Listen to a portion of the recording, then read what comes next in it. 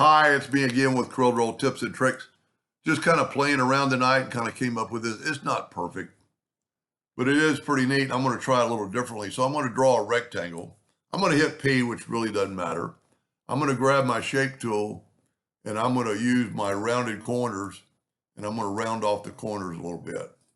Then I'm going to make my item. Couple ways you can make it. I'm going to make a square and we're going to go ahead and convert it to a curve. And by doing that, you get nodes. My nudge factor is set on 1/4 inch. So if I get that node right there and I hit the left arrow key twice, and then grab this one and hit the right arrow key twice, I get that. But I still want it to have rounded corners. So I'll leave that open. I'm gonna go to Windows, Dockers, and Corners. Mine's set on 1/2 inch. Let's do 0.3. Maybe not quite so round. Now, I'm going to use that same color, but I'm going to try something a little differently.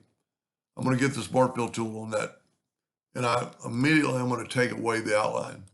So I just have that purple. So now I'm going to get the Interactive Fill tool. This might not work what I'm trying to do. Go to elliptical and put this in the center. And now we're going to put another purple closer in, but we're going to bring in a black out where this purple was.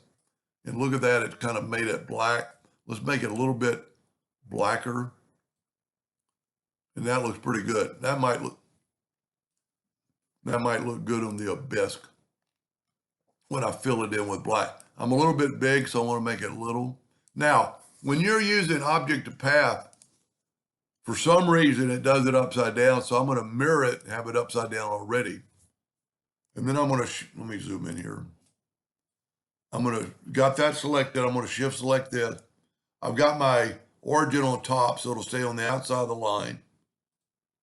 Look at that. Well, actually, that's the inside of the line. That might be too many. So let's do like 47. Have them spaced out a little bit. Now let's take it. What I like about object to path, it's not like the blend where you have that. Let's see what this looks like. That's pretty spooky looking. Pretty cool. I don't know, just playing around. Hope that showed you a couple tools, and thank you for watching.